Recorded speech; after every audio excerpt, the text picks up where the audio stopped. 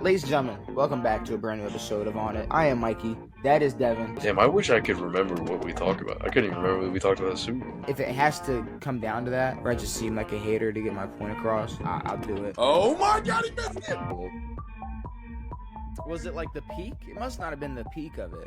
Nah, I probably slid down it like this. And the whole time I'm thinking landing on concrete, and it's like obviously he's landing in water, which I know is it's worse. It's not worse, but it's somewhat like concrete. But you do have a chance of survival. You don't really much on concrete, but obviously you do. You can survive a key bridge jump. But ladies and gentlemen, not the key bridge. Welcome back to a brand new episode of On It. We are here. I thought you said, what'd you say? Golden Gate. Oh, Golden Gate Bridge. Okay, all right. Okay, the Golden Gate Bridge. Whatever bridge. How about we just don't figure it out anymore? None of that. How many more bridges you could survive jumps from? Because we are here and we are back. And you know what? There may be some fan bases that might have the same idea as that Australian guy that you were talking about. But most of them. You know what? But that's besides the point. We got Week 14 football to talk about. We got MVPs. We got our power ranking. We got some games to get into. We got teams that sucked. We got teams that can I say looked good? I don't really know. Like, can I say looked good? Maybe like two or three teams maybe looked good. Like 1 to 3, yeah. Like off the top of my head right now, like Rams. And the Rams. For like a split second. Packers cool, but we'll get into it. But I don't even know where to start. I'm not sure where to start, Devin, because a lot happened. A lot happened, and I don't know if you want me to. You want to get your feet. You want to get your feet adjusted to the water temperature, or you want to jump in? I can give you some little. All right. So I'm not gonna lie, it's gonna take me a second as a Ravens fan to get my rant going. So I'm gonna wait. I'm gonna pump the brakes on that conversation for now. So the Colts and the Jags. Yeah. Colts and the Jags, Devin. So I guess. I mean, what do you want me to say? Daniel Jones, his leg fell apart. He on grass, mind you, tore his Achilles entirely. That's the end of his season. Probably most of next year if he's on the Deshaun Watson type of recovery path line. Yeah, I mean, which is it's horrible for him because it's a year for them where, I mean, we could call it similar to Sam Darnold, where not as good, but where he could have gone and gotten a contract somewhere, or extended with the Colts or whatever, could have revamped his career. But instead, fully tears his ACL.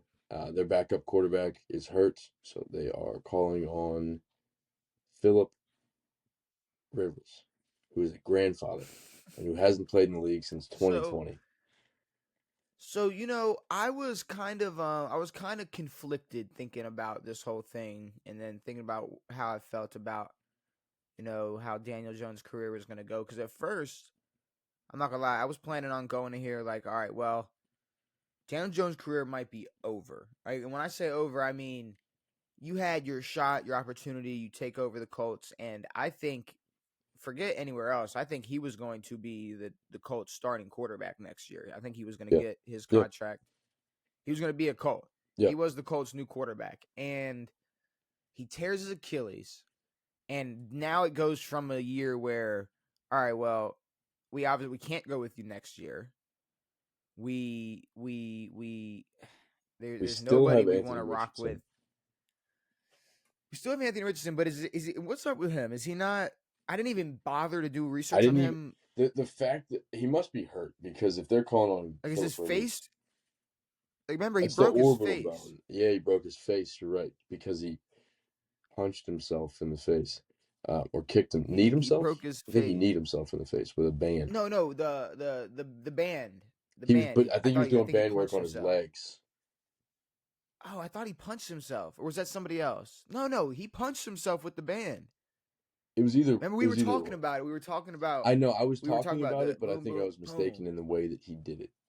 I think it was his knee. If he kneed himself in the face, I think he kneed himself that right in the sounds even worse. cheekbone. But which, I mean, yeah, that sucks. But either way, I was thinking like how the culture looking at it, like they don't owe Daniel Jones anything, especially if he can't produce next year. They don't. Like,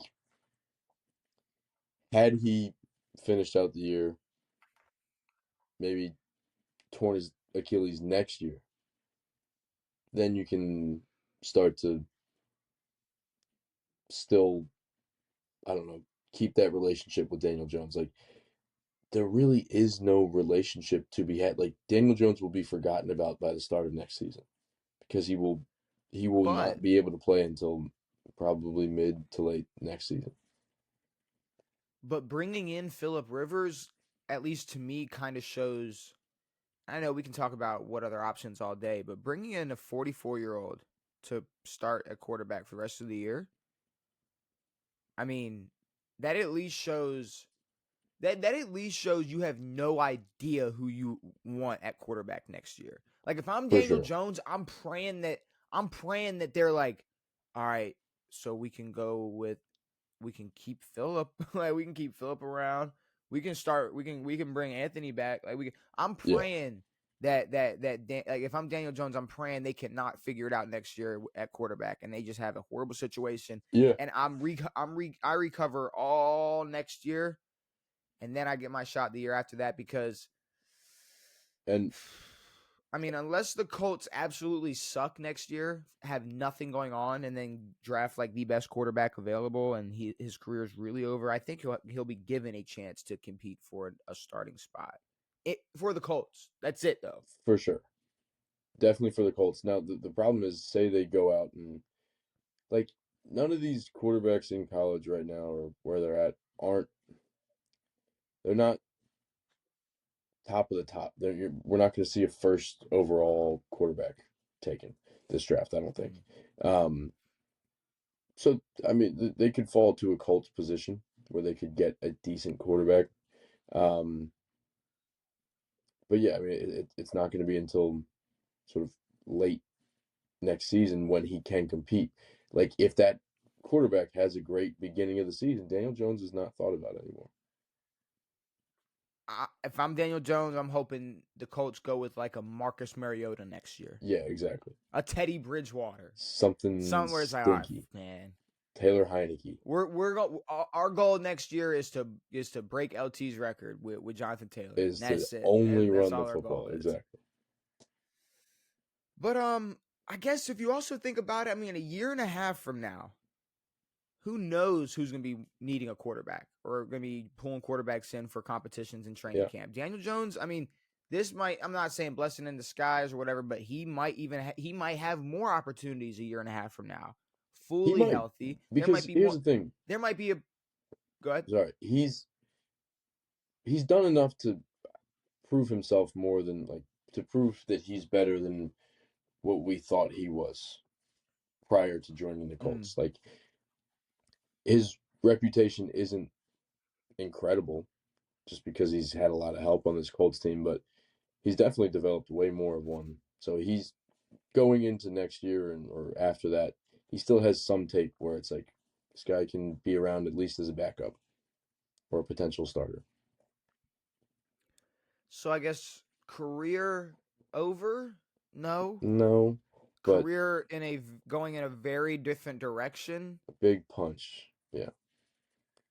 Definitely changing definitely switching lanes in which direction his career is going. But The then now other you got thing, Phillip Rivers. yeah, so the thing about Go Philip ahead. is that he will be foregoing his Hall of Fame eligibility next year, and it'll get bumped another 5 years if he plays one snap. He would be eligible Yeah, next year, and it will get bumped till 31.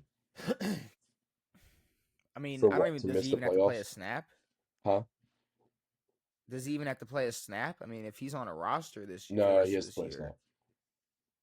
really? So you Yeah. can be an active player 4 years after retirement and then get inducted the year after if you don't play a snap. Yeah. Really? I mean, if you don't play, you don't play. Well, I'm saying, like, theoretically speaking, if Matthew Slater stopped playing on special teams for the last 5 years of his career and was just on the bench as a fucking glue guy or whatever, Yeah. I don't think he's like, oh well, now you have a shot right away to be the, I just don't, I don't know. Yeah, I don't know. I don't The know. thing Maybe, that I who saw knows? said But I guess snap, maybe he has to play a snap. The thing is, it seems like he's going to be playing a snap. which sucks. Like, what about Phillip Rivers? Like, they can go out and get Joe Flacco. They can't though. I mean, they can't trade for it. Trade deadline's over. Yeah, you're right. They like who could they really go get? It's like, I guess I am curious. No, don't even the fact that you whispered that name. It's almost like you didn't even say it. Somebody else I did. just threw Who it in said there. that? But free agent QBs right now. I mean, I am Who said curious. that? Like, okay, see right here. Here was a good list of who could replace Daniel Jones, and you had guys like Taylor Heineke. Boom, Okay, there you go. That's somebody we could see play for the rest of the year. Trevor Simeon. boom. Okay. Ryan Tannehill. No, fuck Okay. ass no. Hendon Hooker. You could go Hell Hendon no. Hooker. Um, um, um, yeah, I don't Desmond know. Ritter, is he I on the don't team? really see. No, he's not. There you go. You could go Desmond Ritter. He sucks too. But to pull Dorian Thompson Robinson, DTR. DTR, DTR would be cool. You could go DTR. I don't know. I mean, the fact What that about Gus Edwards is a free agent kind of makes me sick to my stomach, but that's nuts? What about it is Mr. what it Ball, is. Josh Dobbs? He must be on a roster somewhere. Must be on a Either roster way, somewhere. like But all right. it's not going to be worth it to get Phillip. It's not going to be worth it for either party to bring Phillip Rivers back. No, and after looking at the schedule, I believe last episode or whenever, I mean, I think the Colts may lose the rest of their games this year. Yeah, Like, I get it. It was a fucking long shot to see them go this far with Daniel Jones, and no one expected it. So who knows what could happen? But I mean, if we go back, I believe they were playing teams. I want to say Seattle. I want to say they played Seattle and San Fran. and Jacksonville Here we again. go, right here. They play Seattle, San Fran, Jacksonville, Houston. Don't. It doesn't matter who they have at quarterback. I mean, and they were what? They have 9 wins, so they might finish 9-8. Is that what we're Yep. looking at for them? Yep. I mean, there's a potential they go 9-8 and miss the playoffs. Yeah. Actually, they could go 9-8 and still make the playoffs, which is fucking crazy. They could, But I don't. Well, they're out of the It's playoff picture now. Like they are in the hunt. well, they're out of the playoff picture. Like hypothetical, like if we're in a theoretical world, like they are done. Like we know they're done. Like there's so many teams this year that we were questioning and we didn't know. Now we know for sure. All right, the Colts are out of the race. Yeah. They And aren't. even They with are Daniel not in the Jones, conversation. these last few games would have been tough. I mean, yeah, no, they were struggling a little bit, but I believe Daniel Jones was already injured. No, he played. Because no, he was playing. He was playing with an injury though. I want to say he was playing with some type of Calf strain. No. Now I'm gonna find out who this was because somebody had this, but playing with a broken tibia. Somebody was playing with a broken tibia, and the reason I remember is because I was watching. I remember the game day, And it was like Tony Gonzalez or somebody being like, "Oh, that's fine. That's you can." He was like jokingly, he was like, "As long as it ain't the fibula." He was like, "All right." He just chipped the tibia. He was like, "All right, that's fine. He can play. That It's is, whatever." yeah. I mean, if you chip a thing, it's not as bad. Tony Gonzalez But also. Never mind. Tony Gonzalez, was he?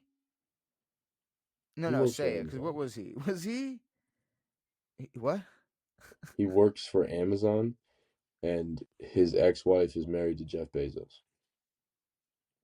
His ex-wife is married to Jeff Bezos, but um, Daniel Jones broke his fibula and wants to play through the pain. Yeah. So Daniel Jones. Was it Daniel the Jones same broke leg? his. Did Daniel Jones break his fibula? Here we go. Here we go. Here we go. Here we go. Here we go. He had already been playing through what was believed to be a hairline fracture through his fibula, the opposite leg, Hmm, and had been okay. So he on the opposite leg he had a broken fibula. Um, so kind of crazy. So you got to think opposite legs broken, playing on that other leg, you tear that Achilles. Jesus Christ, dude. that sucks. I mean, come on. What are we talking about?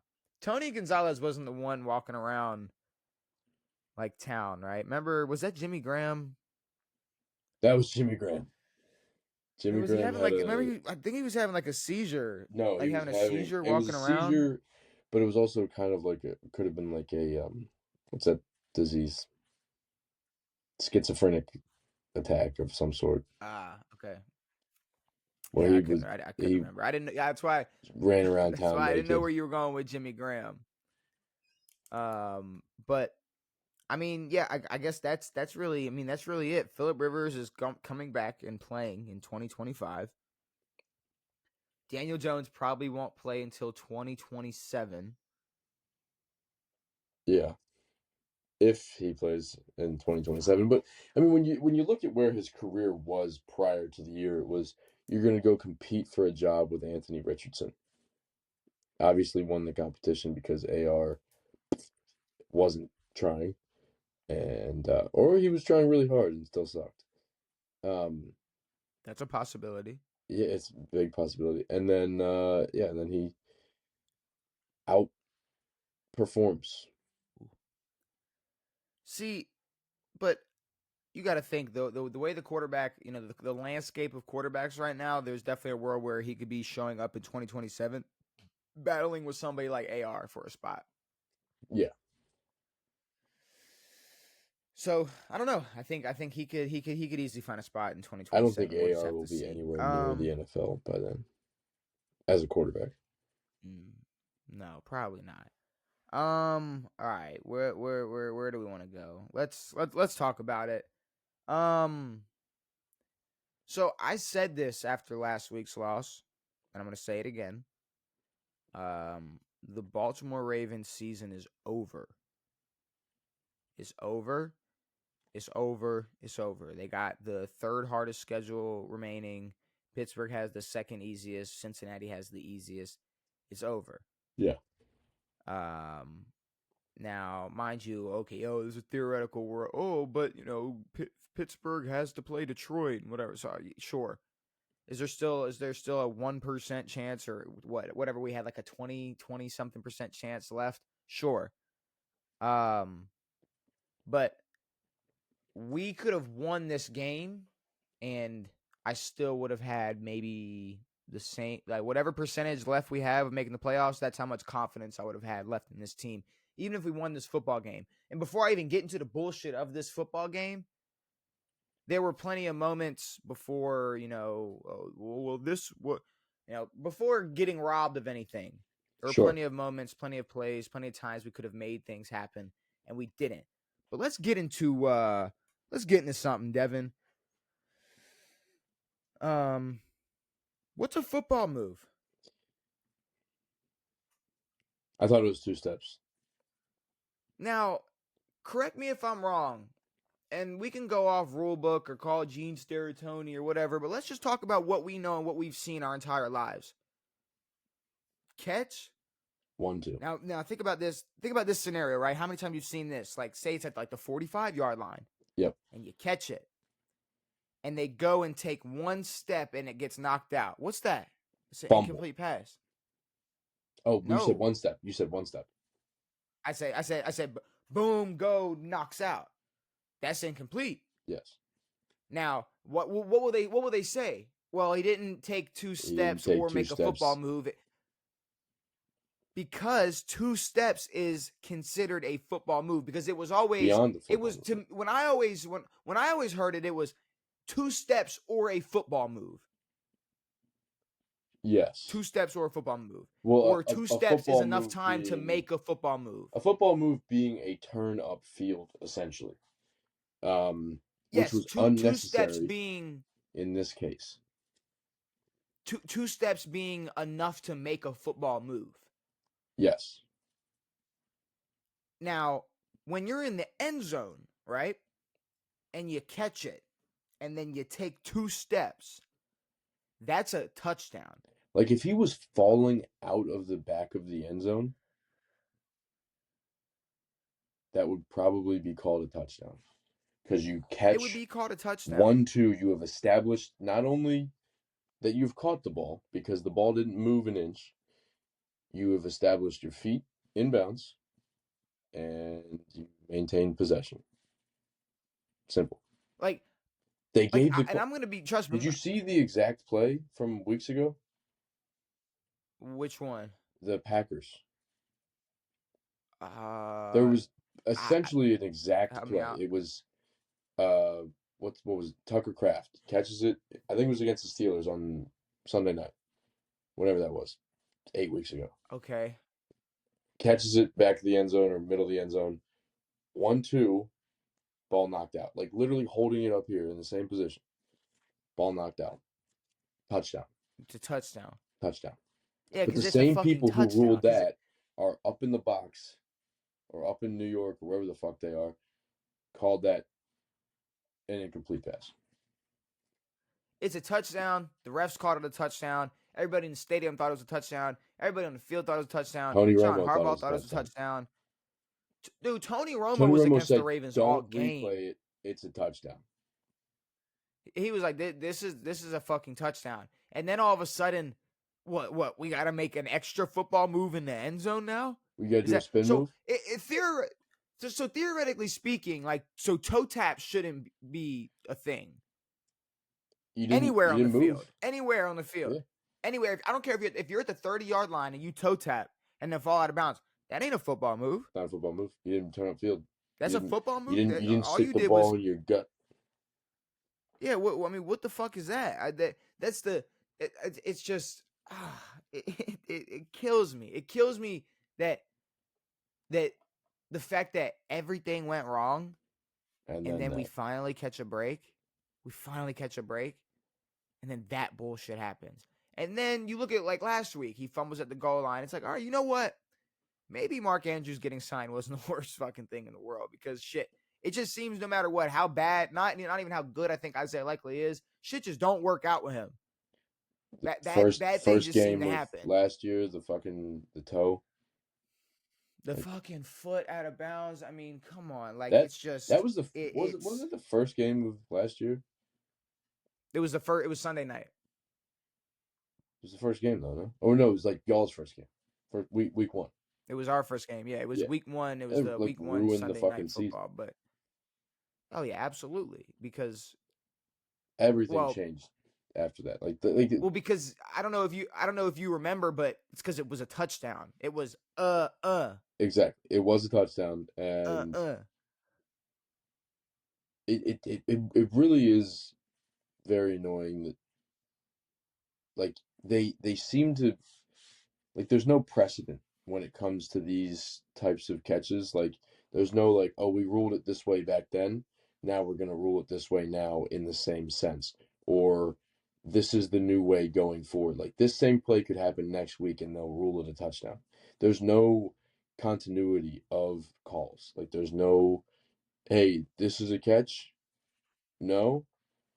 Okay, then we're gonna stop calling that a catch. Like, what was it, 3 years ago? You guys versus Jacksonville, when the guy's shin touched in bounds. No. It was like this Well, remember it outside of was, his ankle rolled. His ankle rolled like this, and they called it a touchdown. but With 1 remember foot. it was one foot never hit inbounds. It was on the other foot. No, it was No, but you don't. literally 1 foot inbounds, the other foot not even close to inbounds, and then his leg rolled. The Ravens get screwed a lot. It happens, and there was another play. There was another incident. We hold the Steelers to a field goal, and they call unnecessary roughness, defenseless hit or hit on a defenseless player. They said that we hit the center, and they run it back, and the two guys that pinch. I mean, they have their arms up. Arms go completely past his head. Don't even touch him. Hit his shoulder pads like normal. I mean, John Harbaugh is losing. He's like, that's fucking wrong. Like you can Yeah, read his. Actually the mic picks it up. He's like, that's fucking no. He was like, that's no, awesome. fuck no.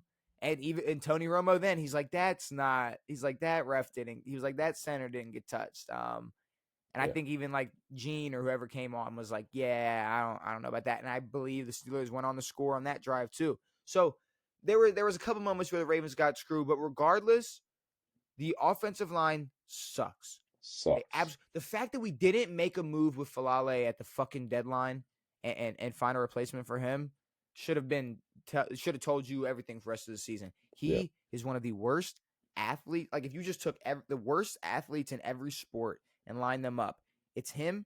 Marlon Humphrey's in. Don't worry, Marlon Humphrey's in the waiting room. He's back there too. But it's Daniel Falale. He's fucking in. He's prime. He is prime in there. But then you want to talk about Marlon Humphrey. Marlon Humphrey has to have some type of blackmail on the organization or something or whatever, or he has some type of top secret information. he He probably does. fucking sucks. He is just he.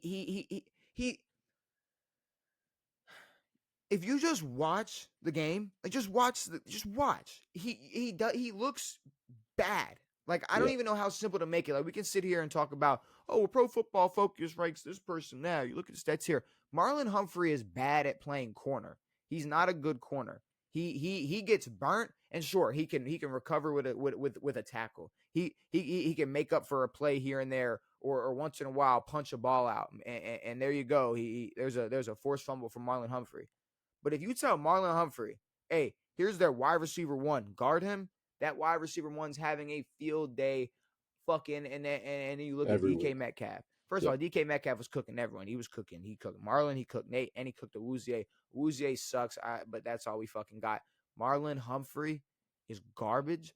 I've been begging them to move him to safety for 3 years. For 3 years. The three fact that plus 2 to 3 years. years ago we were saying Marlon Humphrey needs to be a safety or he needs to go fucking somewhere else. He And needs to. There's it was no point in him before being a even corner. like the safety thought where it was like, no, Marlon sucks, and then Marlon would have like one good play, and then it was like, oh Yeah. well, Marlon's the man, and then had a few picks 1 year, but just still gets absolutely cooked by every pretty good receiver. You don't even have to be a top 5 receiver.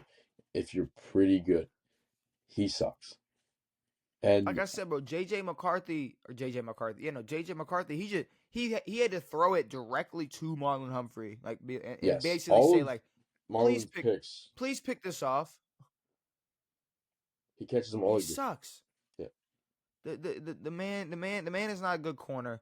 So as long as he's out there, we're fucked. We have absolutely no pressure on any quarterback ever. Like we just never, no, like y'all every have no quarterback D sits line. back there. I was begging them, please make Aaron Rodgers feel like there's some type of pressure, Yeah, something. Aaron Rodgers back there with a fucking cast on his arm. Just, yep. And it's a shame too because I mean that Devin, he hit this with a broken. He hit this with a cast. He hit us with this with the cast on. he discount Mike double checked Tomlin him. He hit did. this on the sideline. Mike Fucking Tomlin Mike discount Tomlin double on the checked you? sideline. Come on. Well, Fuck. fuck Mike Tomlin. Mike Tomlin got discount double checked in the Super Bowl, and now he's Yeah, he discount did. double checking. Get the fuck out of here. And then Bullshit. my biggest issue, it's been the same thing with Marlon Humphrey, with Lamar, maybe the same year, this whole year, but especially the last couple of weeks. Lamar Jackson does not want to run the football. And I'm about to say I don't know why. Here's my opinion. It seems like Lamar Jackson, no matter what, wants to take the bigger play downfield. Yeah. Now, if you have an offensive line that gives you that ability, gives you that time, and you have the weapons downfield to get open and make plays, find those pockets, cool. We can do that all day. And there are moments, there are times where Lamar breaks free and then, oh, there goes Zay Flowers, there goes Mark, there goes whoever. But then there's time, I would say it works about 25% of the time.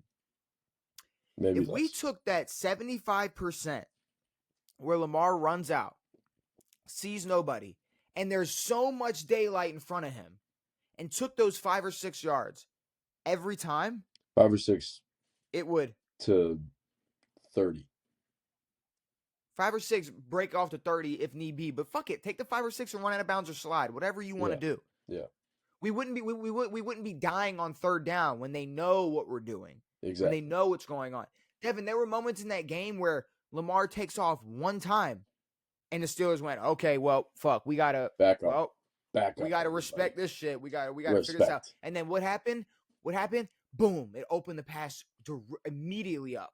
It opened the pass immediately up. Yep. You take those times where there's absolutely nothing. That's how a defense would game plan for Lamar, is take what you can get until he starts to run. Then figure it the fuck out. But if he doesn't run, he's a regular fucking quarterback. See, but take what you can get for the defense. But maybe I'm tripping.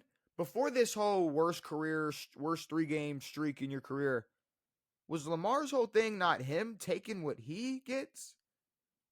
Like, his whole career, it's been Lamar drops back. It's like, all right, I'm deciding what happens on this play. Exactly. And instead, it's the opposite. And all this time, we're like, Lamar's so quick to run. Lamar just wants to get out of the pocket. Lamar doesn't want to sit back and throw it all or do anything. It's the complete opposite now for no reason. I mean, maybe he's injury guarding himself, but it doesn't make any sense. But we never sat here and complained about Lamar using his legs. I mean, there When were times where you know? it wasn't a complaint, but it was like, no, he gets out too much, and there are opportunities, but at the same time, he's playing with fucking Marquise Brown and not the best receivers for years.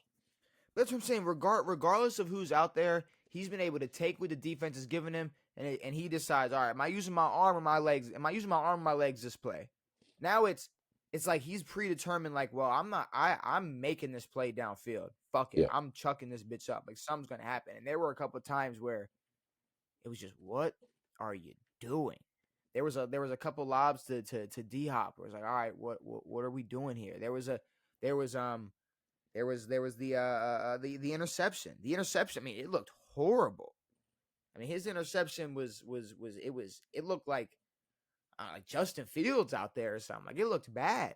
Damn. And then that final play, the Mark Andrews drop, or the Patrick where Patrick Queen stops it. Yeah. There's an angle that shows that I don't think that ball was going to Mark Andrews at all. It was not. D-Hop's wide open in the back of the end zone coming across. And as soon as Lamar releases it, Mark goes up. And then obviously Mark goes up for it. And D-Hop and Lamar react the exact same way. They both just are like just in awe or just like, fuck, I cannot believe Mark dropped that ball. See, well, but either way, like, Isaiah Likely is unlucky, which makes you guys unlucky. Mark Andrews is the unluck. He's a part of the unluck. And instead of treating him like someone who might cause some unluckiness, you guys signed him for 3 more years. Which is weird.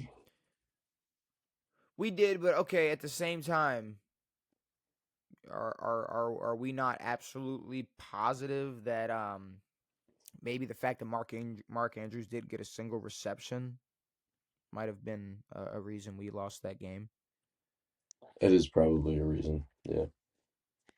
I mean, the fact that, yes, it's like, okay, yes, game on the line in Buffalo in the snow, Mark dropped the ball, sure. But deep in my heart, I want to believe after getting 3 years, whatever million, you would have tucked that touchdown ball into your chest that Isaiah dropped. I Yeah. would just like to believe maybe Mark would have came Maybe you over, would boom, boom, feel boom. something and snag that bitch. Yeah. Okay, think about it like this. It's so much a catch. Go back to 2011.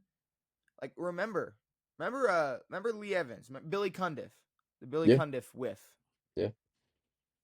The whole thing about that drop was, when Lee Evans goes in the corner of the end zone, it was, did he take 2 steps before it got punched out? Exactly.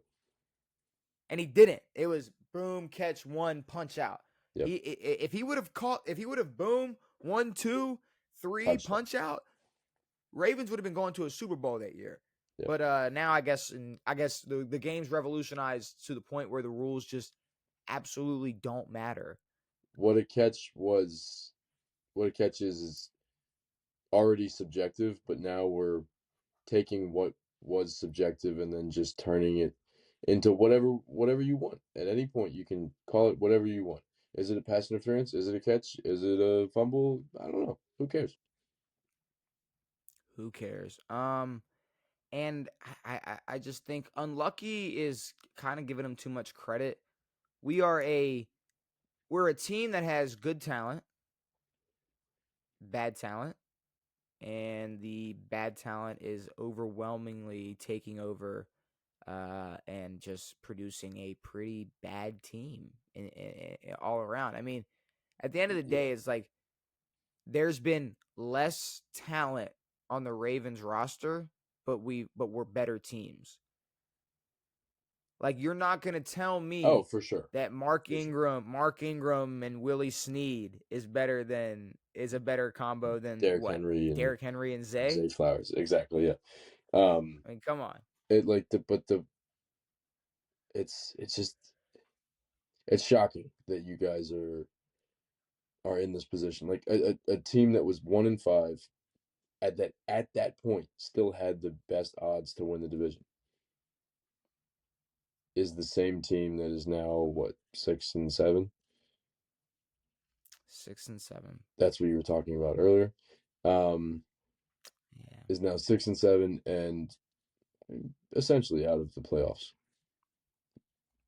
Season's over.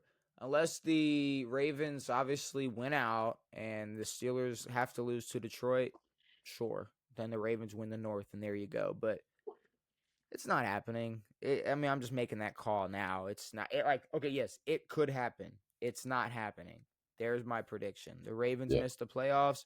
Hopefully they make a lot of moves because I'm not buying into shit next year unless Daniel Falale is flipping burgers. So yeah, that's all I got to say about that. I guess it's weird. It was like, how do I talk about this without not making Shedeur fans upset? Because I do want to make them upset. I want to make sure I do. So I guess here's my question for you, Devin. If you let's say if you were on a diet, right? If you were on a diet plan, a meal plan, and you were, counting your, you make all your nutrition and stuff, you're counting everything, and then you ate like a bag of Fritos. Yeah. Like, what would you call that? Like, what do you think that would be like if you ate a snack like that? What would that be listed as, like in the chart, or like what would somebody call that if you were on this diet plan or this journey and then you ate like a bag of Fritos? Cheating? No, not cheating. I would say it's more like empty calories. Sure. Like beer. Or beer. I mean, just anything that's just, like just fucking, just empty calories. The epitome of Dak Prescott's career. Yes. You could say, essentially. So when I step back and look at something like beer or Fritos, or Dak Prescott. You see the trend there? It's a whole bunch of meaningless nothing. Like a whole bunch of meaningless nothing. A lot. So if I had to describe, like if I had to think of the most meaningless nothing ever, like just the most meaningless nothing, it'd probably be putting up my best numbers against the Tennessee Titans in a loss. And losing. Yes, exactly. And Now,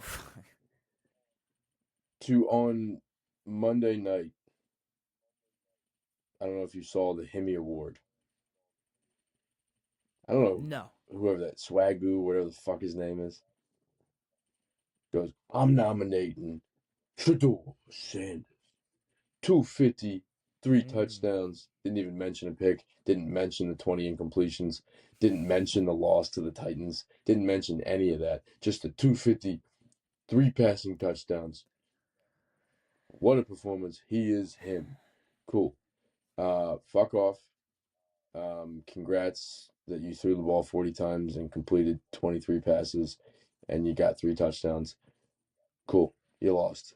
No, That's like a what matters in whopping the NFL. 54 Huh? a whopping 54 completion percentage. Yeah. And on top of that, just a 56 QBR. So finally, we broke the 50 threshold. There we go. We broke the 50 threshold.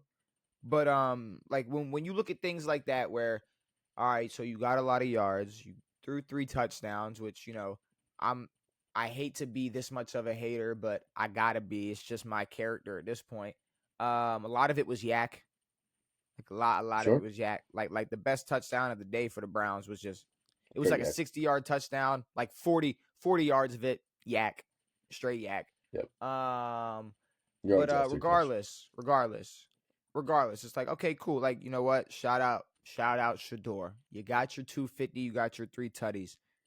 And then you lost to the Titans. You lost to You Cam lost Ward to and the the Titans. Titans. And I I know the wouldn't even Browns. call it Cam Ward and the Titans. Cam Ward fucking sucks. Well, no, but I'm saying Cam Ward and the Titans, it's like it's just in a whole, like they suck, like they are ass, as Cam Ward would put it. We're ass. We like when Cam Ward said it, like he said, "We are ass, we are ass right now." Now, granted, it Like when he hasn't said helped that, them. he didn't. No. And they pick up their second win. They was a 1-win team. And they pick up their second win against the Cleveland Browns, who, in fact, have generally a pretty good defense. A defense that's done well against good offenses. This is not a good Titans offense. I don't know what happened to them defensively.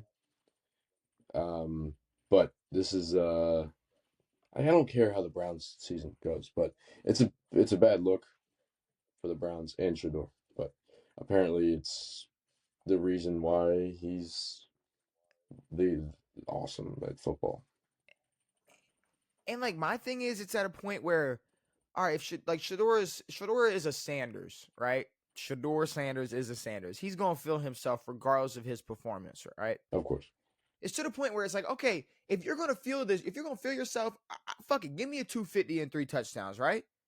Now, I specifically, when I said, cause remember I said I need like 253 touchdowns, but then I threw in that like what, like I said 70% completion percentage, 75, Even like 65. a good something nice, and then not that horrible QBR, but and win the game. Well, that shouldn't like even have to be. it's said. like you. It's like, but then like you look like shit versus Vegas and get it done. Like it's so weird. I don't know what's going on with that, but I'm at a point where I can't even really say I care. Like I would rather see Shedeur play well just off the strength of me wanting to see a good football game. And I caught myself going, all right, we got a game here. Let's see what happens. But it's the fans. It's as soon as you open your damn phone and you see, okay, it was simple. It was when he came out versus the Ravens.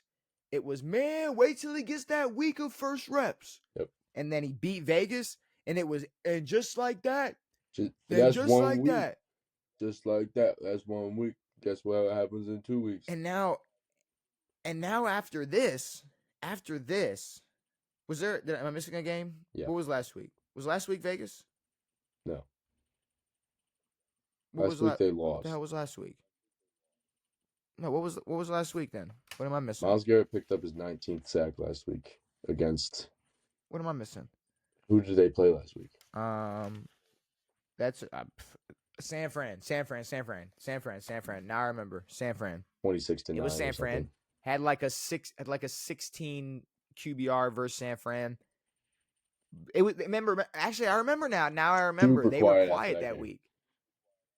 They were super quiet that week, and now the loss versus Tennessee they officially have crowned Shedeur Sanders as must-see TV. Who the fuck said that? Shedeur fans. Nice. The only type of creatures in this world that would say some shit like that. I mean, nobody else is saying And must-see it's a TV about shame that Shedeur like Sanders. the rest of the quarterback play is so bad this year that we're even discussing how Shedeur is playing. If the rest of the league's quarterback play was even remotely better, we wouldn't have a conversation about this right now. And it I shouldn't could even care. be a Like conversation. I'm not. Like Shedeur's performance is about 5% of this conversation. The reason we're talking about it, like the reason we're talking about Shedeur Sanders is a few reasons. A, it's gonna get more views than any other clip. B, it's absolutely ridiculous what Shedeur fans say after each and every performance he has. And now we're at a point where he's must-see TV because he got his best numbers against the worst team and lost. So Not good. I don't know. I don't know what this like. I I don't don't know where know. that puts There's him, no. but it shouldn't be a good thing. If this was just Dylan Gabriel and Shedeur Sanders was on any other team, it'd be same old Browns. It could be the same exact numbers. It could be the same exact performance. It'd Yeah, be I wonder how same old Browns fans feel. Not Shedeur fans, Browns fans. I've seen comments where it was like, I'm a Browns fan, but these Shedeur fans are getting a little too much. They're wild. Yeah. So I've seen it. Like Browns fans, I respect the Browns fans like this, right? Who go, obviously I want my quarterback to do well. Yes. But I'm not gonna sit here and be satisfied with what Shedeur fans. I'm not gonna settle for what Shedeur fans will settle for. Yes. Shedeur fans settle for mediocrity. Yes. And funny enough, out of all fan bases, Browns fans want more out of their quarterback. Exactly. Yeah, that's nice. Which they should. Which they fucking should. Everybody should. But yeah. So Shedeur still sucks. I don't know what to say. I don't know what else to say about it. What about Philly? What about Philly and the Chargers?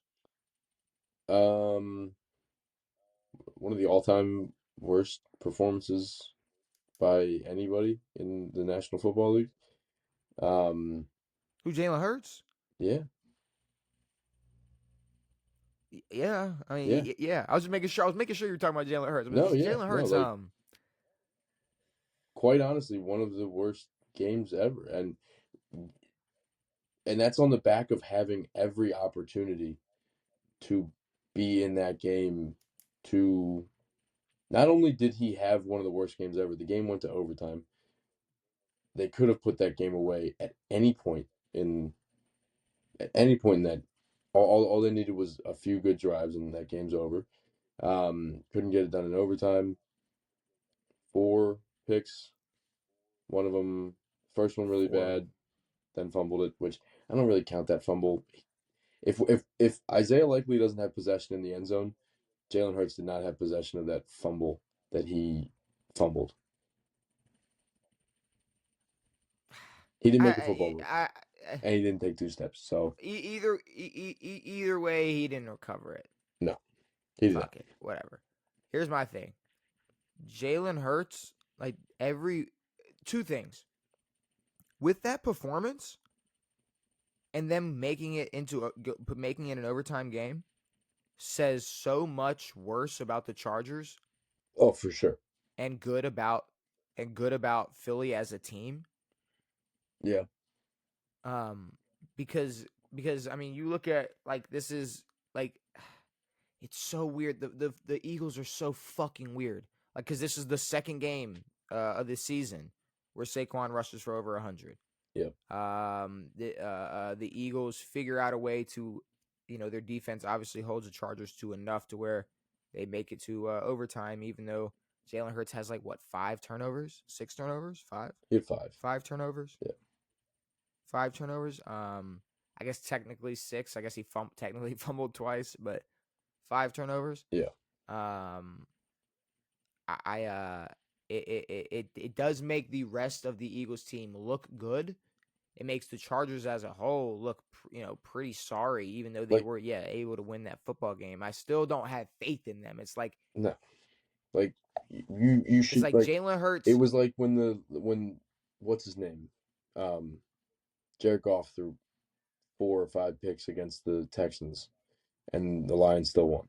Like, you should not be able to play that bad and still win. And yes, it says something good about your team and something bad about the team that you're playing. To have the ball put in your hands that many times and to still suck. And call me crazy, but it's like, damn, I completely forgot where I was going with that. The 4 interceptions. Okay, nope, got it. Boom, we're back. Call me crazy, but like, I don't even think Jalen Hurts, it's not that he needed a good performance. He just needed to play less bad.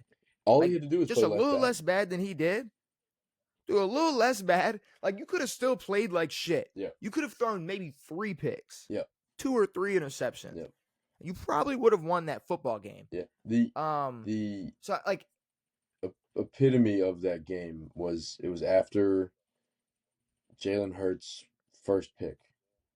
After his second pick. He throws a pick, a bad pick too. And then immediately, 1 to 2 plays later, Justin Herbert throws a pick.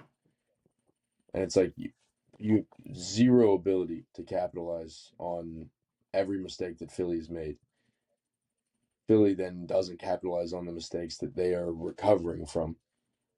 And the Chargers suck. There's a play where both of their receivers got jammed at the line. It was Quentin Johnson and Keenan Allen. And they both got jammed and ran into each other. And Herbert's just out there with his head cut off. I would say that this game, it in the long run, showed that if this Philly team shows up with Jalen Hurts having his shit together, they're a problem. This is that Philly team that showed up in the second half versus the Rams. Yes. When they came back versus the Rams, down 21, it was that Philly team right there. If that Philly team shows up, though, but I'm saying the fact that pretty much everybody showed up but Jalen Hurts. Yeah. If we're in a world where it's like, all right, if Jalen just got to get his shit together now and throw half the amount of interceptions he threw this week, we might have a shot. Because, and the fact is, it's not even because they're going to be that good. It's because the rest of the league ain't that good. Exactly. Like, this Philly team compared to the league last year is getting smoked. But this year, real shot. I mean, I just wonder, like, where Saquon was in terms of, like, yards last year at this time. You know? What week is it? 14?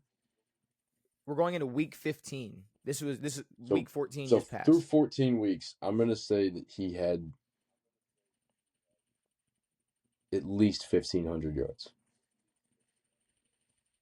Probably. No, I'm not even going to fact check you, but probably. I would probably say 1,700. 16, 17. Probably because he sat the final game, correct? He sat the final game. Maybe 1,800. Yeah. How many yards does he have right now? Like probably 1,000 less. Probably. He might not hit 1,000 yards this year. Like, probably. I don't. Again, no, I was going to say outside of Adrian Peterson's kerfuffle after 2012, I'm not sure if anyone has ran for 2,000 and then less than 1,000 the next year. Less than 1,000 next. Terrell Davis. TD had like 250 yards. He had the worst fall off possible. And then he went 2,000 to 400. Yeah. So he definitely had the harder fall off. But I'm just saying, like, Saquon, he'll hit 2,000 this year, because Philly's going to have to play all He'll hit year. 1,000. They're not going to get the take off their last week. And this game is going to probably help him get over 2,000 or 1,000 because before this game, I was looking and I was like, damn, he might not. And then right after, I was like, all right, he ran for a cool like one. Fuck, what did he run for? I don't remember what he ran for, but he ran for enough that made me go, all right, he's probably going to crack 1,000. Yeah. Like, if he doesn't crack 1,000, it's a huge problem. I mean, there's worse than what already a you've huge seen. problem. Type of problem. There's already a huge problem in his lack of production. No, but like even worse. Like let me. I want to say he's in the either high 700s or 800. 862. He has 862 yards. So he's going to crack 1,000 yards. But I want to say he ran for about $140 this game. Okay. And he has not done that. You know, he ran for 122. He ran for 122 yards. So, you know, I didn't really see that coming. The way he's been running, I was going to be shocked if he cracked 60.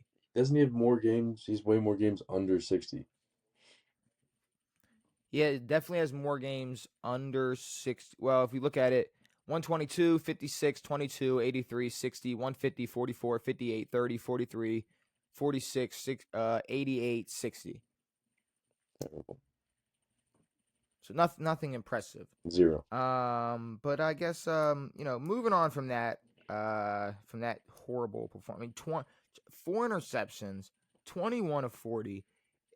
I don't want to overreact, but like there are some people we know who are very hard on Jalen Hurts, who right after this game called me and said, "I fucking told you, Jalen Hurts sucks. He's overrated." They said that Kyler Murray was better than Jalen Hurts, and that's when I had to pump the brakes. I don't believe go. All right, let's relax. But I mean, you take out last season, fuck it. Don't even take out last season. Look at last season real hard. And then look at every week Jalen Hurts has played. And the more and more he plays, the more and more last year seems a lot like an anomaly. You know? Last year seems like an anomaly for this entire Philly offense. You had 2 receivers over 1,000. You had a running back over 2,000. You had a quarterback who didn't turn the ball over much. Threw the ball pretty well.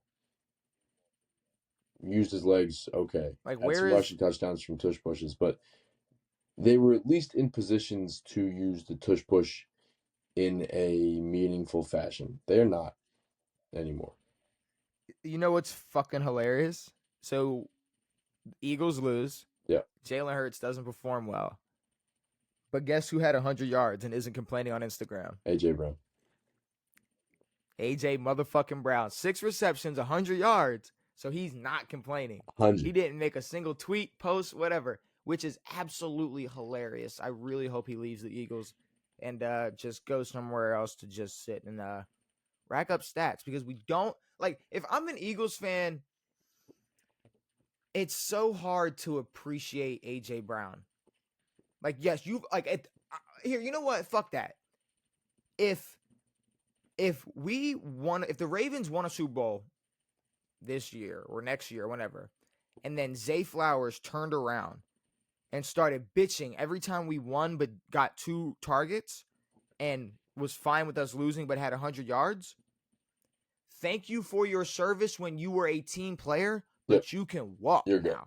Good. Like your head is too big. You and the thing is, you were pulling the same shit. Because here's the difference. I don't know if I'd even feel that way, because A.J. Brown was pulling the same shit last year. He was sitting on the sideline with a book. This would be a situation where I would have to be okay as a Ravens fan. I'm walking over there and I'm taking his book and I'm throwing it away. You don't read on the fucking sidelines. You pay attention. Well, no, Nick Sirianni would rather bitch out a fan and then bring his kids to like take off all the heat during a post conference. For sure. But he's not worried about being an actual like disciplinary coach, because A.J. Brown can say or do whatever he wants, and then really nothing happens. Like, It makes me just wonder, like, what would Buffalo do? Buffalo, all right, you want to miss this? And actually, no, they let Diggs walk.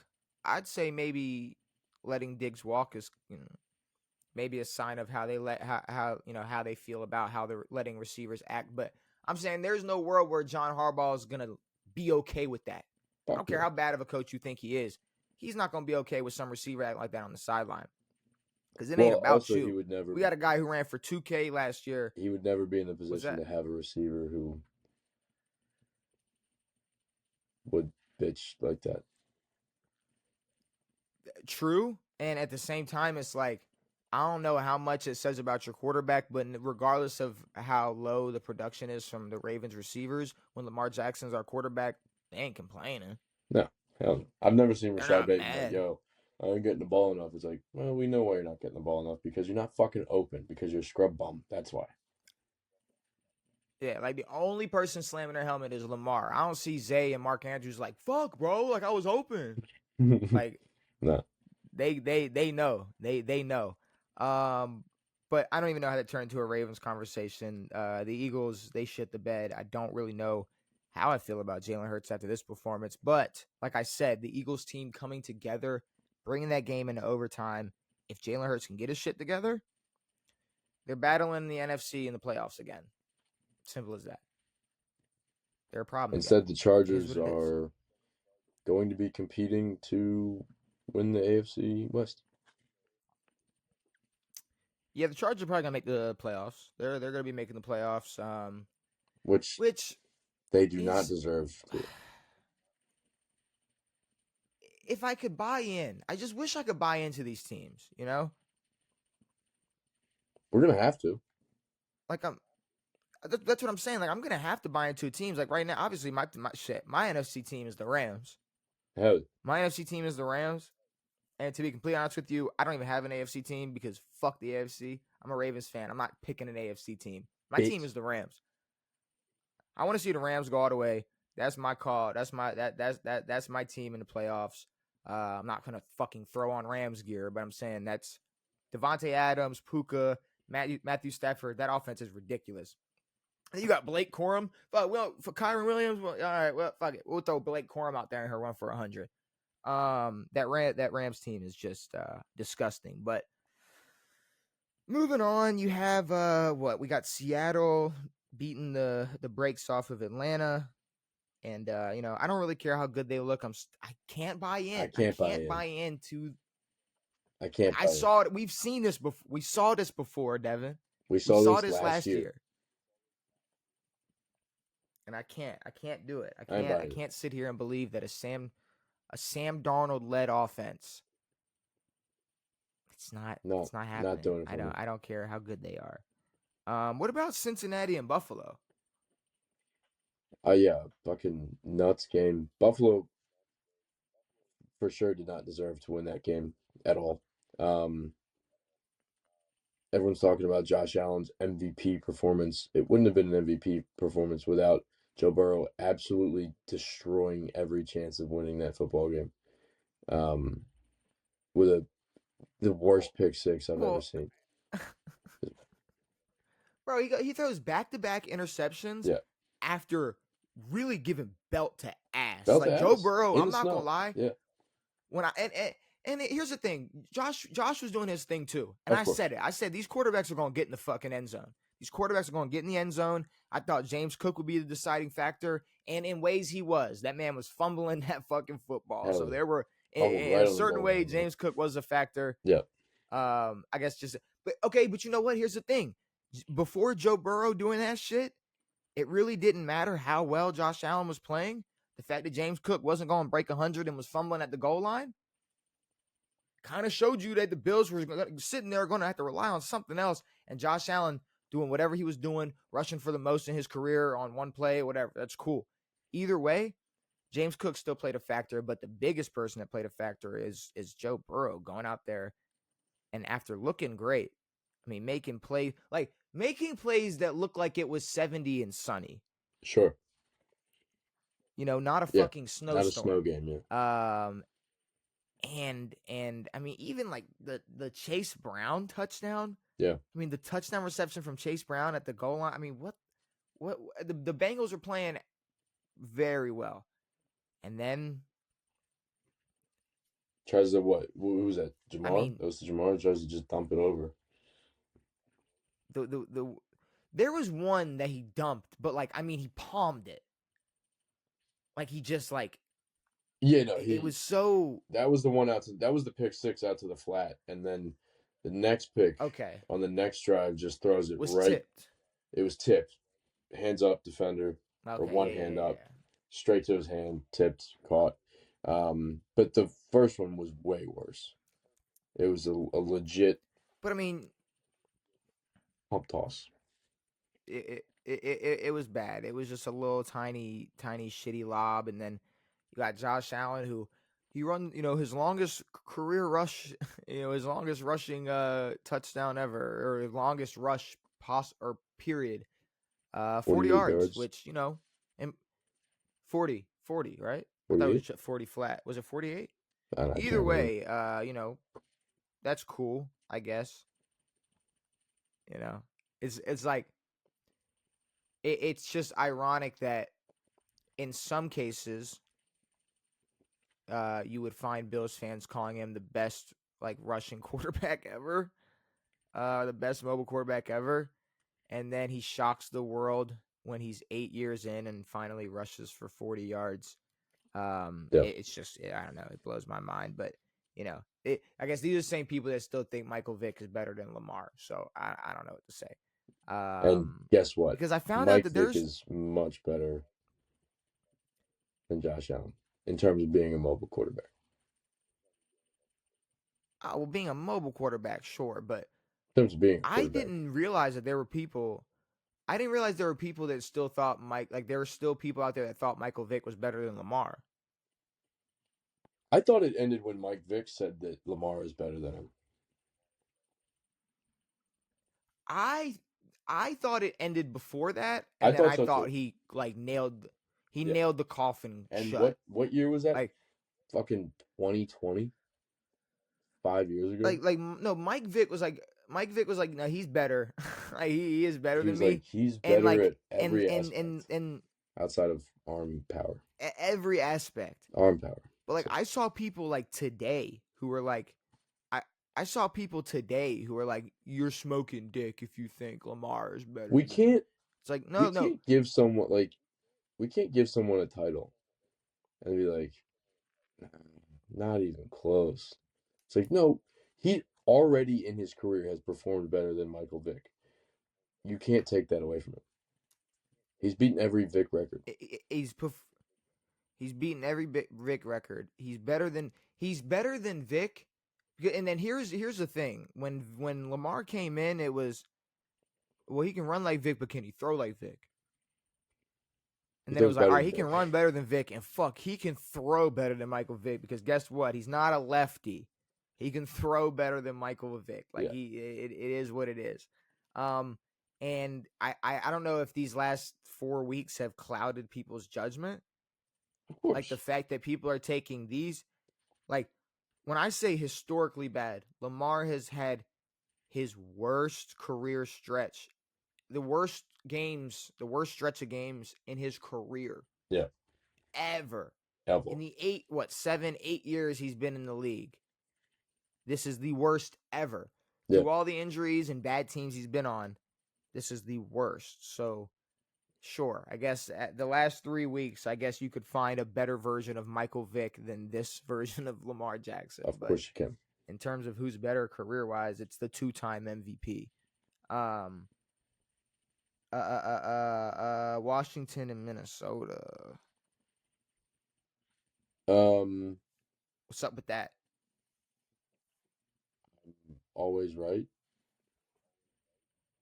Like the Well, I guess all it's right. No, in no fucking world, in no fucking world, do you Marcus? Do you put out your star quarterback who has been injured 3 times, now 4 times this year? You put him out there, risking his body to put up 0 fucking points, to complete 9 passes. Marcus Mariota could have done that times 10. Not times 10, but he could have done that fine. And I would be fine with Marcus Mariota not scoring a fucking point because he's Marcus Mariota. But to kill the confidence of our star quarterback by putting him on this shit dick football team and then saying, "Oh, Terry's healthy. You guys should win a football game. Terry's healthy. You guys should beat 9." Nope. We're going to get skunked 31-0. And then on the fucking last few plays of the game, when Jaden Daniels throws a pick six, we're going to body him and he's going to get hurt again. Shut him the fuck down, call it a wrap, and piss off because fuck this season. This is horrible. I would say it's safe to say Jaden Daniels might not have been ready to come back. He was never ready at any point after he got injured. There's no, bye week, and then guess what? We've got 9 losses. Why don't we just force him the fuck out there? Fuck you.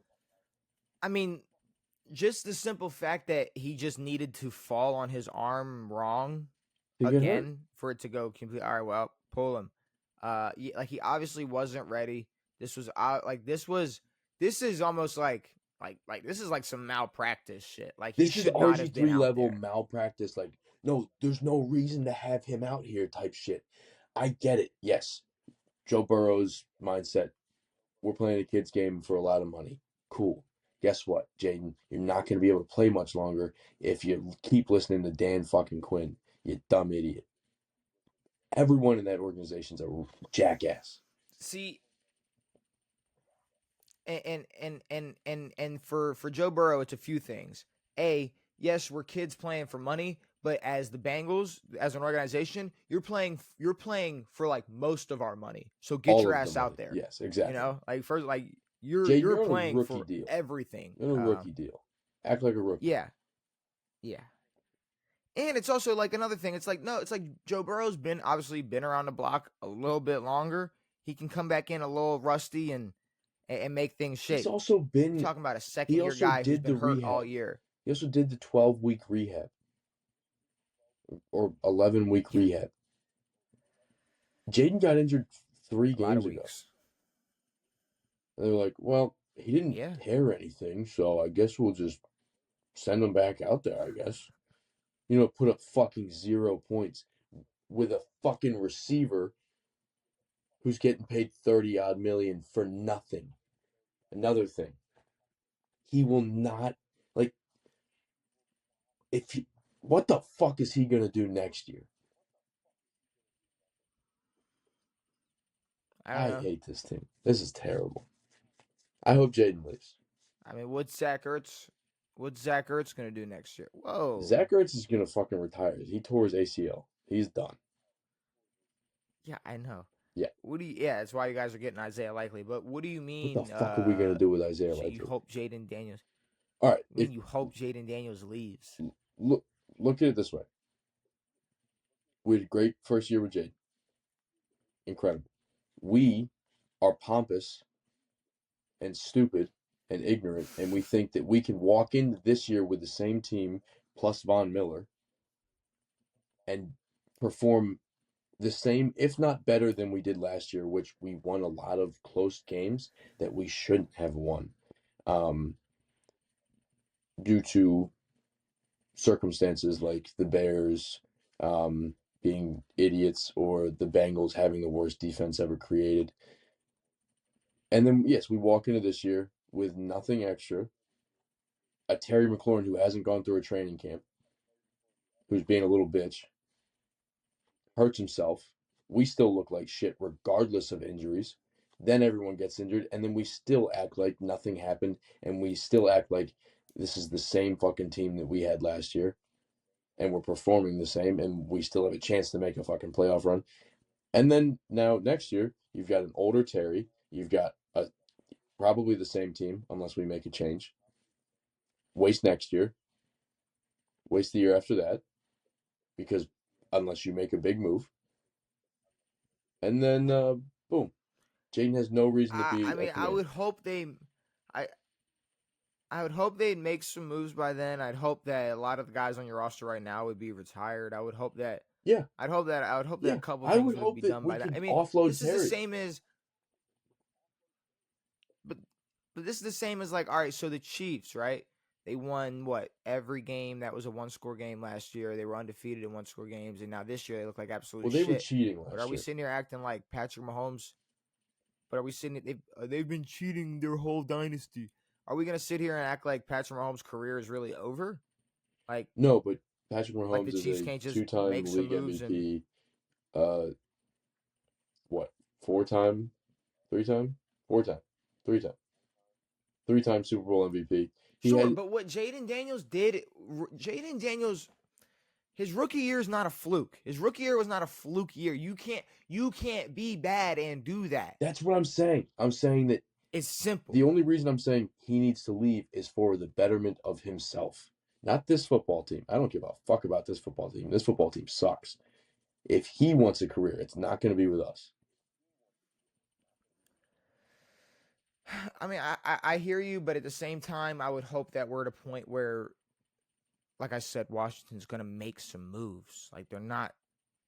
They're no team is like, well, you know what? We'll just We made fucking our run it move back. already. We Take made the a move. off We season picked up off. Austin Eckler. We picked up Zach Ertz. We picked up Von Miller. We extended Terry for 3 years. We made moves. This was supposed to make the team better.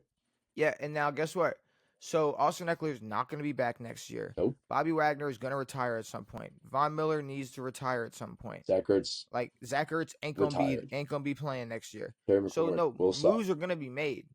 Debo Samuel, Moves will be made. fat and old. We'll Moves will see. be made. It's an entire rebuild We'll now. see. Because we thought we were in a good But position here's my thing. to go compete. Because You're still we sitting should here have harping treated on this year Terry like we were McLaurin. still rebuilding. Instead, we still thought we could compete this year. Bullshit. You're sitting here giving Terry McLaurin so much shit as if we haven't seen this entire league have teams who have aging receivers that can still put up numbers, but them and the team as a whole have been dealing with fucking injuries. I know, but the injuries aren't Like, why should we Mike suck. Evans retire? Huh? No, but I'm saying, should Mike Evans retire? Mike Evans is still good. Mike Evans at his best. I can't sit here and pretend like I can't sit here and pretend like when Terry McLaurin is playing and there's a good offensive line blocking a healthy Jaden Daniels that good things can't happen. There's no way that's the case. But we're just it's gonna get further and further away from Terry's prime, which is not going to help us. At the same time, even if we have a good O-line and Terry McLaurin and Jaden Daniels, that's it. That's all we got. We ain't got shit else. Because we thought we Maybe could make a run you this don't year. know. You don't know. But you have no clue what this team's gonna look like next year. Probably We the have fucking no same. clue. We have absolutely zero clue. Maybe, but there's a lot of. I'm telling you, those guys are gonna walk, bro. Austin Eckler tore his Achilles. He's not playing.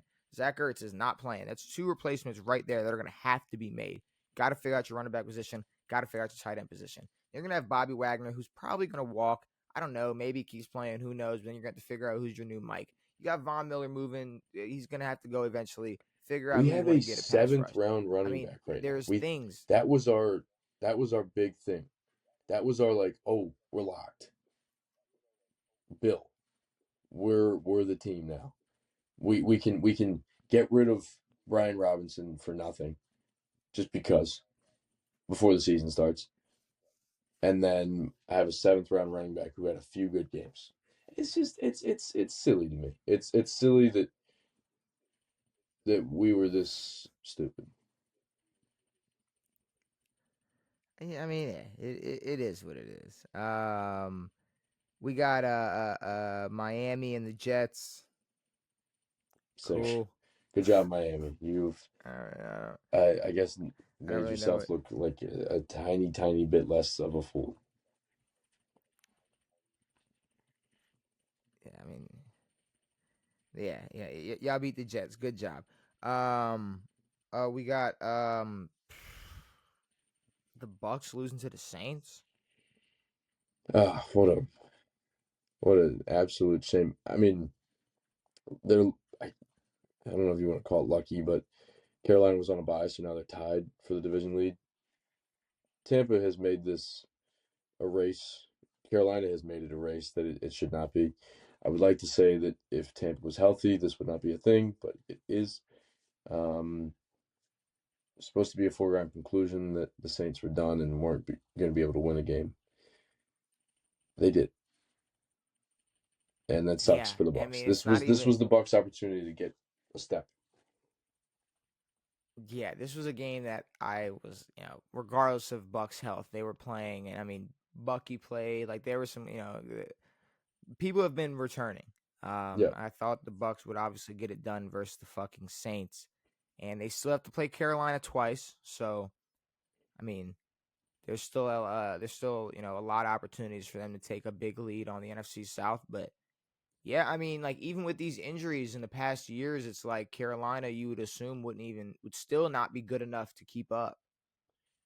yeah, You know, and then and to lose to, like, yeah, if they lost to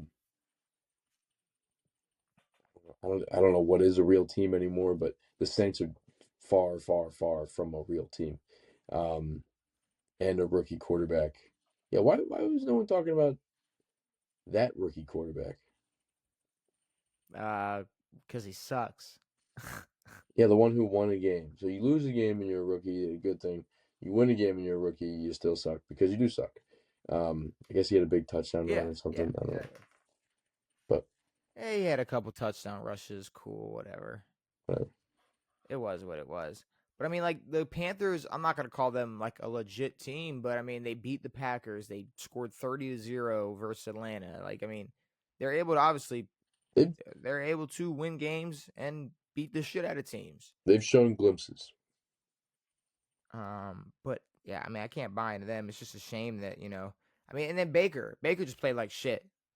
That Yeah, was a whole other thing. It's just the second Baker didn't play well. Period. second people started chanting MVP shit out the window It fell apart. It fell apart. immediately. It was our fault. We played a role. We Like played a role. We were sitting here calling. we were like calling him MVP of the league, there's no one and else then shit even fell apart. close. It's Baker, only Baker. It's Baker Mayfield. We said Denver versus Vegas. never mind. What's up? Nothing. Never mind. But Denver versus Vegas. Um, I mean, it's nothing impressive. Denver beat a team they were supposed to by a smaller margin than I would have expected. Yeah. And when I watched that game, watching that game, it was never there was no dominance from Denver. It's like honestly, it was a game for a while. I was like, all right, Yeah. fuck, Vegas is gonna keep scoring. They're gonna, we got a game here. Vegas, if anything, made it more interesting than anyone. But I don't know. Denver is just this another team who they're gonna make the playoffs. They're gonna represent a spot in the AFC, and I just cannot buy into them. No, and they're one of two of the worst 11-2 teams I've ever seen. I mean, Like that team looks they gotta be nothing like an 11-2 football team.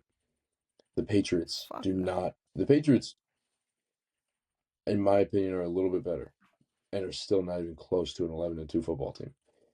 And yeah, like there's no 11-2 football game that is competing with Geno Smith and this Raiders team. So kind of stupid. Yeah. No, I can't really buy into Denver. Chicago and Green Bay, cool. Chicago is Chicago made it a now game. the 7 seed. 1 seed, the 7 Now the seed. 7th seed. Devin, I told you, like, okay, Chicago played a little bit better than I expected, but they're going to finish this year 10-7. And They're gonna. This is one loss. They're gonna beat the Browns, and they're gonna lose to Green Bay, and they're gonna lose to whoever else they play. But they have an absolute fucking gauntlet. yeah. So, yeah, it's gonna be a problem for Chicago, and since they're now sitting at the 7th seed, it will soon be sitting on the outside looking in because they are not making the playoffs. I'm calling it. I'm calling it now. The Bears are not making the playoffs, Devin. Rams versus Arizona. kind of Slaughter talked fest, about as it earlier. should be.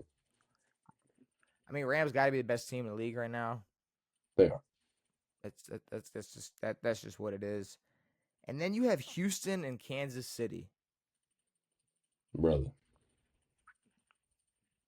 Like, I know you guys are struggling, and it's not the prettiest way to, I guess, for Lamar Jackson's first playoff miss. But this is sad by Kansas City. This is more sad than what you guys are going through. Um, this will be Mahomes' first missed playoffs, probably. They are statistically eliminated from winning their division, which ends their 9-year streak of winning their division. Or was it more? I think it's 9 years. But yeah, Travis Kelce sucks. Mahomes looks bad. Fucking sucks. No one on the Chiefs could catch. They can't catch anything. This Chiefs team is like abhorrent. And you know what's crazy? What's crazy is I wrote down I know Baltimore sucks, but I literally wrote down, yes, Baltimore sucks. I said Baltimore has no chem, kind of sucks. Kansas City sucks. This is bad. Like, bad. And I mean, they said it. They were like, last time Kansas City started 0-2, they missed the playoffs. And we were all like, yeah, all right. Yeah, That's cool. whatever. We hear you. It's bad. Kansas City. I mean, they're Like, now sitting at Rashee 6 Rice and is 7. out And with a concussion, I think. He got fucking he got lit up. rock him, sock him, dude. He got destroyed. And it's just Mahomes, like, getting balls to players, I guess, but not in the way that he used to. Like, they're getting in the general direction of a player, but there's not a lot of game planning, or there's no flow to Chiefs anymore. No, yeah, no, they definitely lack some type of chemistry, but with their offense. But there were plenty of just flat out drops. Yeah, no, of course game. there were a ton of drops, and drops that led to picks from Kelce. Yeah, I mean, it's just it's a shame that we got a lot of teams this year. We got a lot of quarterbacks this year that just did not live up to I guess the hype. You know what they were. It's not even hype. It's like these quarterbacks have been doing this for. I mean, Mahomes is in his 9th season, his 8th playing. Same thing with Lamar. He's in his 8th season, 7th playing. Like, these guys have been doing this at a high level for a long time. It shouldn't fade this way. It shouldn't, but sadly, we have a very we have an unpredictable year. So I guess with that being said, we got our power ranking, week 14. I think we already said it, and we already have that team as number 1 from last week, and it is the LA Rams. They are currently number 1, the best team in the NFL. And as of right now, we have Detroit sitting at 2. I don't really have pushback on that. I'd keep them there. On a bye? No, Dallas, Thursday Night Football. You're right. At 44-30 was something like that. Something fucking stupid. Georgia. And then after that, we had Buffalo at 3, and we had Green Bay at 4. I don't know how you feel about that, or if you want to switch anything around there. I'm fine with that, honestly. Okay, and then this is where questions start to be asked, because you got Indianapolis, who obviously lost their quarterback, lost their game, and lost it in poor fashion. So the question is, who's going to jump over Indianapolis for right now? You have Denver, who, we just discussed. They were able to beat Vegas. They didn't look great, but no, I mean they won. They did. And I would have to. I mean, I kind of have to put them over Indianapolis. I also, like I said earlier, I think the Patriots are better than the Broncos. Okay, I mean we can really talk about it. We can throw the Patriots up there. We can throw the Patriots up there. We can throw Denver up there, And we're talking okay, so let's talk about who's jumping Indianapolis. Denver, sure. New England, sure. Then we got Philly and Seattle. Yes.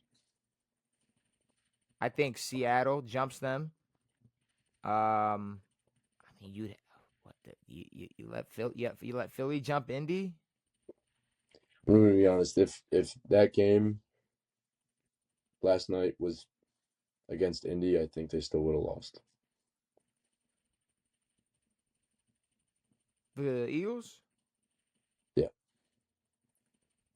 So Indy over Philly. Completely. Philly over Indy. Philly's bad, but yeah, I guess.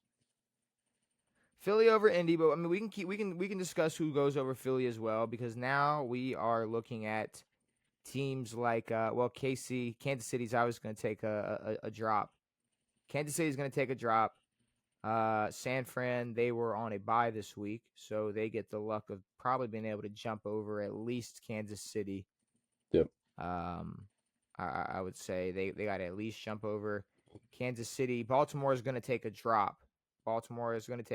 Because as of right now, let's go over the teams that can go over Buffalo or over Baltimore. You got Chicago. They're going over Baltimore.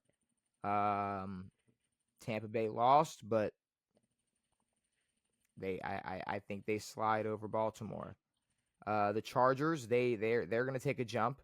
I think it goes Chicago, Chargers, Tampa. Yes.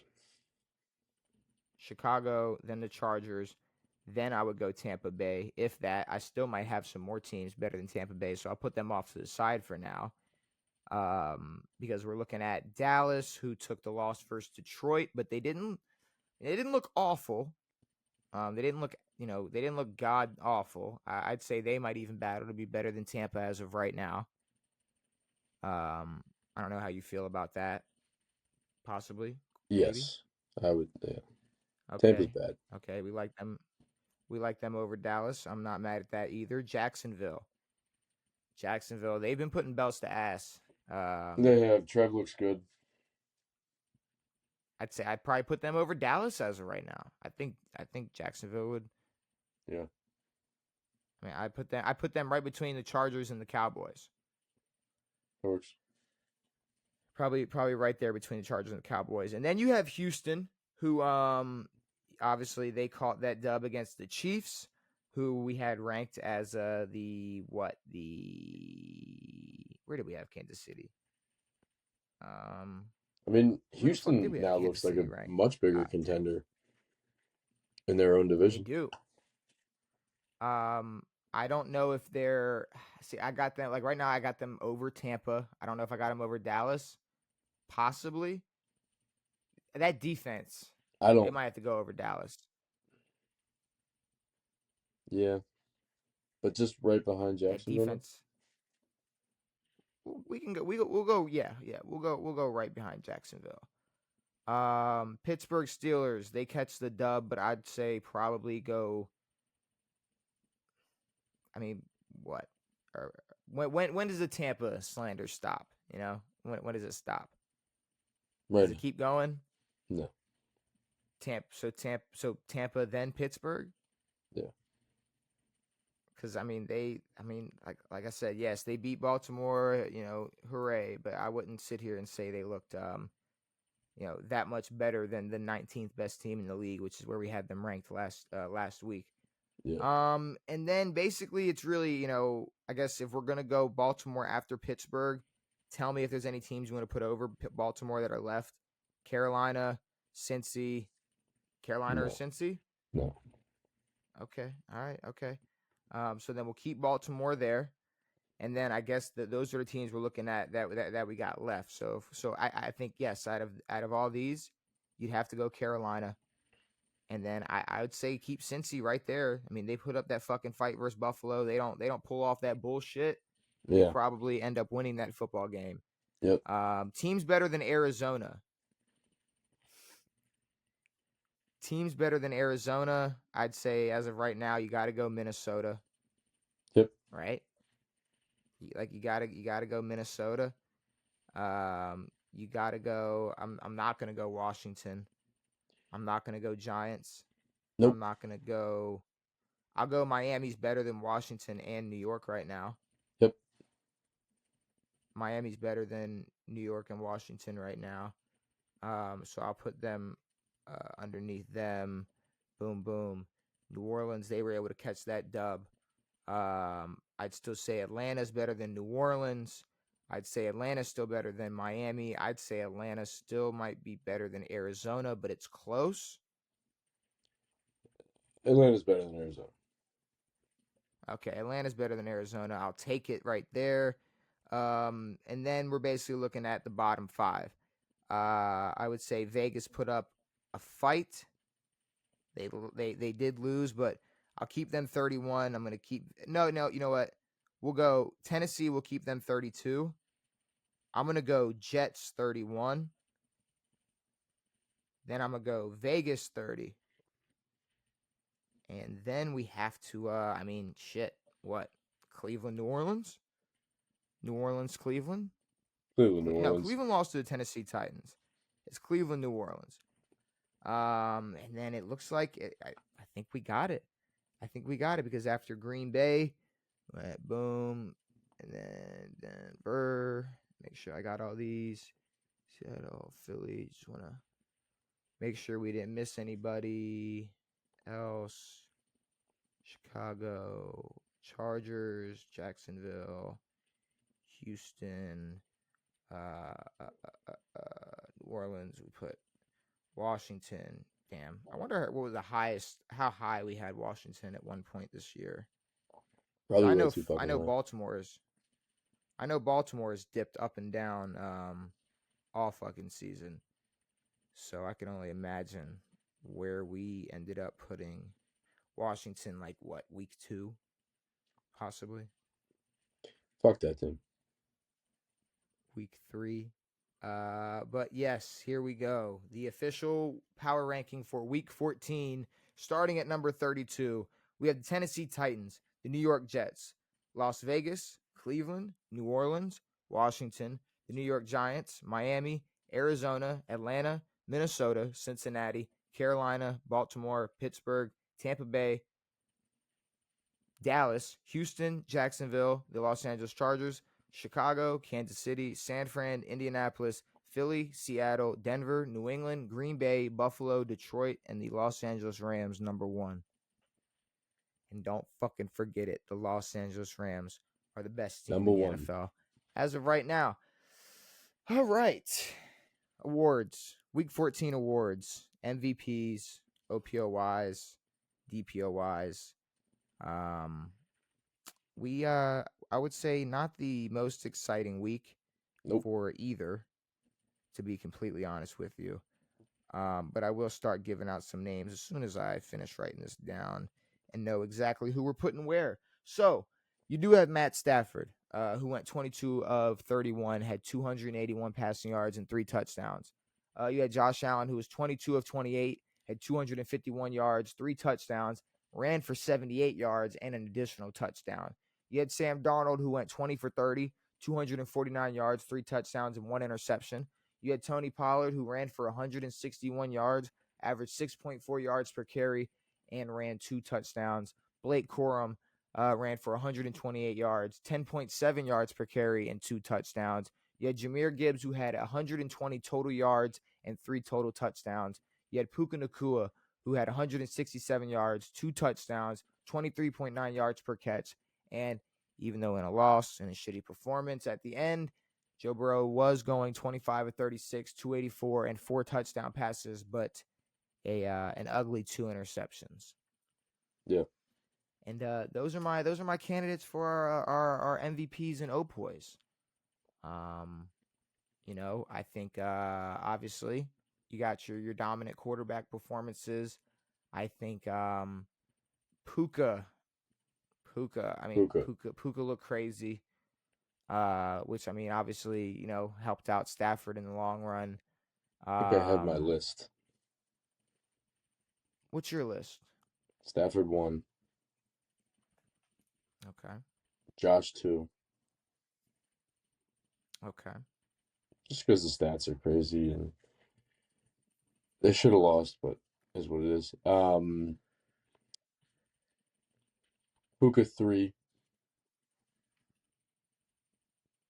Darnold 4, Pollard 5. Pollard 5. Okay. And then I guess while you work on your Opoi, I think I mean, yes, they were supposed to lose, but they took advantage of it.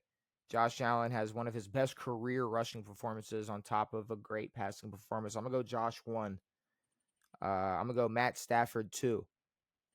Um, and then after that, I do like what I saw from Puka. I obviously, if you just watch the Lions play, it's Jahmyr Gibbs all fucking day. Um, so go ahead and give me, if we're talking most valuable players, who's most valuable on the team, give me Gibbs 3, then give me Puka 4, and then give me Sam Darnold number 5. Nice. And that's what I'll go. And then for Opoi, I think I'm gonna go ahead and say I'm gonna put Gibbs number 1. You know, maybe I get it. The stats aren't there. They're not the best stats. The numbers aren't jumping off the wall. But those 120 yards and 3 touchdowns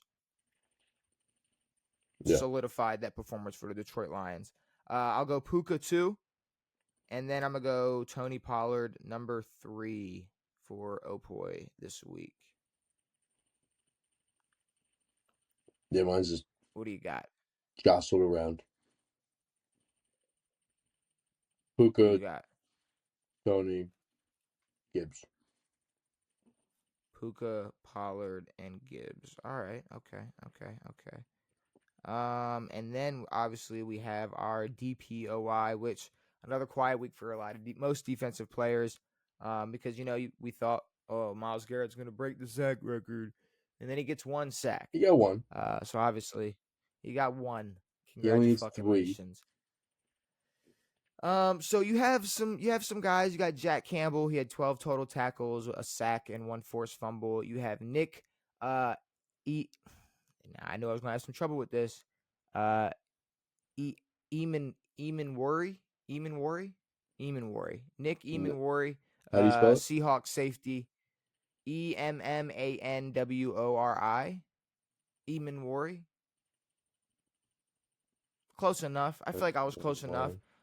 Safety for the Seahawks. He had 6 total tackles, 1 sack, and an interception. You have Jalix Hunt, who had 8 total tackles, 2.5 sacks, 1 forced fumble. You have Al-Qaeden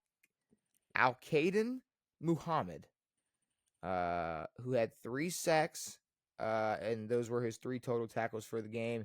And you had Devin Lloyd, obviously down in Jacksonville, who had 8 total tackles and an interception. So very, very, very weak candidates this week for DPOI. But I mean, you look at it. I mean, you look at it however you want. I think in terms of Detroit, I mean, you have Muhammad and Jack Campbell who dominated for Detroit, which I mean, I don't know if that makes it easier or harder to put one or the other at first place or not. I mean, Eamon Worry all over the field at safety, sack and interception, 6 total tackles. You have Jalix Hunt, who was in a loss but had 8 total tackles and 2.5 sacks and a forced fumble. And then Devin Lloyd, which obviously Colts falling apart. So it's the DPOY is kind of weak. It's kind of weak this week.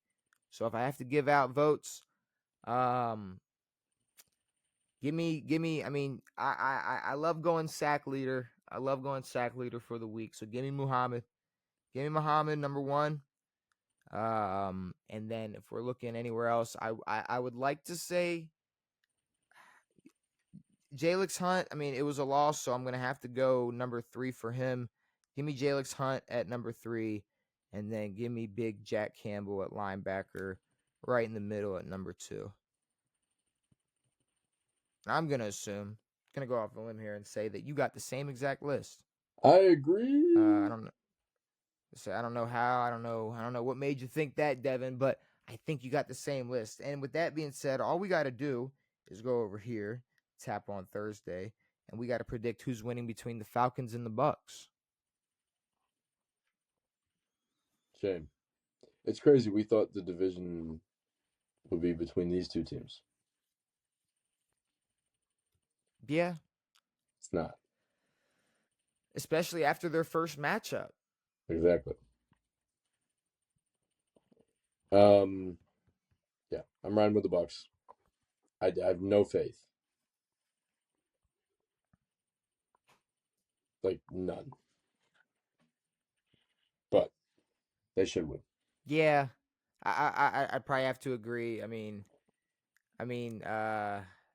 have to ride with the Bucks. I think even them dinged up, they can still beat the Kirk Cousin led Falcon or the Michael Penix led Falcons. I mean, if Penix their is shut down. defense can, but But they yes. lost to the Saints.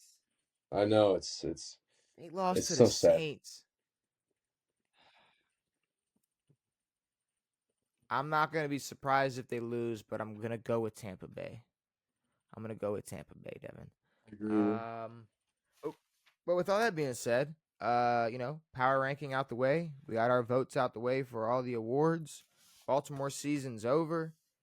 Jacksonville or Indianapolis season's over. Shedeur still sucks. Philly is super overrated, but maybe still kind of good. We don't know. Can't trust Seattle. Can't trust Buffalo. Can't trust Washington's medical staff. Not a Nope. lot of lack of trust. A lack of trust in the NFL this year, Devin. Yep. But I guess with all that being said, is there anything you need to get off your chest before we get out of here? No. Just waiting for baseball season at this point. Ugh. Yeah. God. Is that really? No. Ugh. No. WNBA. There's no way. The W. Yes. The W. We're definitely waiting for that. And hey, I mean NBA Cup Finals right around the corner. Yeah. So The obviously Orlando Magic beat the Heat. Desmond Bain, 37 points in the quarterfinals of the NBA Cup. So there you go. Orlando's gonna they might finally get a ring, so obviously start measuring now. Yes. Because you might get Do they get an rings NBA for that? Cup You get an ring. NBA Cup I ring? believe so. That sucks. I believe they get rings. If not, fuck it, I'm wrong. But with all that being said, hopefully you enjoyed this episode of On It. We will be back next episode to predict all of Week 15 to discuss this Thursday night football game. Maybe some interesting things happen in the NBA. We didn't give a favorite NBA moment, so I guess did. Ty Lue saying, "Well, wait, The Orlando Magic beat the Heat. Orlando that but so yes, okay, and then Ty Lue Lue's saying yes, fuck CP, and then other words. yep, fuck, yeah. So he said fuck Chris Paul. So I guess that's what it was. Which we were right. Chris Paul was definitely the problem. But yeah. So maybe who knows? Maybe a little more interesting NBA news. Maybe not. Who knows? But with all that being said, hopefully you enjoyed this episode of On It. Brand new episodes every Tuesday and Saturday. We will be back on Saturday. It has been me. It has been Devin. It has been real. We are out.